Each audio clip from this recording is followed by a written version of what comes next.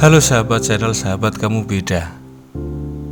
Putaran roda kehidupan terkadang membawa kita di atas, sementara di waktu yang lainnya terkadang roda kehidupan bisa membawa kita berada di bawah.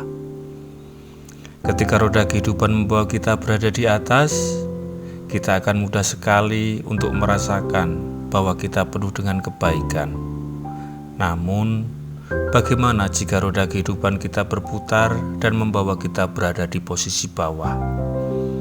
Hal ini membuat kita merasakan keterpurukan, kesedihan, dan kehancuran. Apakah dalam situasi ini kita masih bisa merasakan keadaan baik dalam kondisi keterpurukan kita?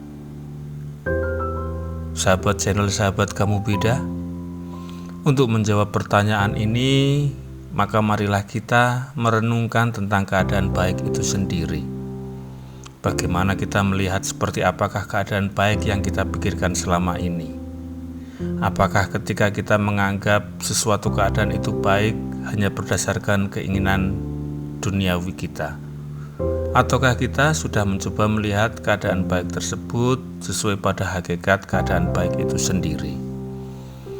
Hakikat keadaan baik untuk kita adalah suatu keadaan yang bisa mengingatkan kita kepada siapa hakikat kita itu sendiri.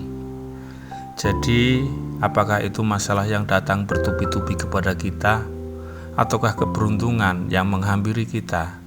Selama hal tersebut mengingatkan kita dan menyadarkan tentang hakikat sesungguhnya kita, maka itulah sebuah keadaan baik untuk kita.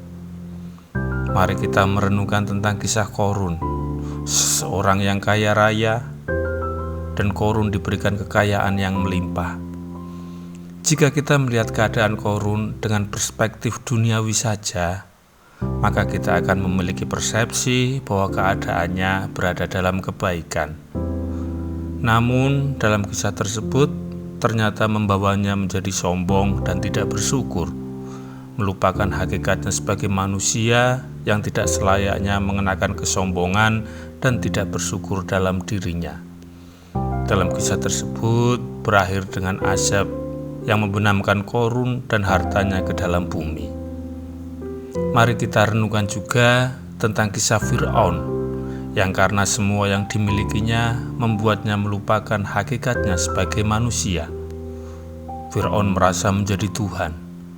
Namun semua yang dimilikinya yang kita lihat dari pandangan duniawi adalah keadaan yang baik, ternyata keadaan itu menjadi keadaan buruk bagi dirinya.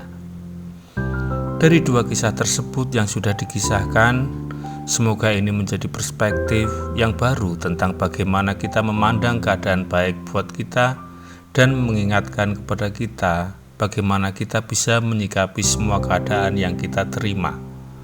Apakah itu kebahagiaan, kesuksesan, kesakitan, dan keterpurukan, selama itu mengingatkan dan menyadarkan kita tentang hakikat kita sebagai manusia, maka kita bisa berharap bahwa kita sedang mendapatkan kebaikan dalam kehidupan kita.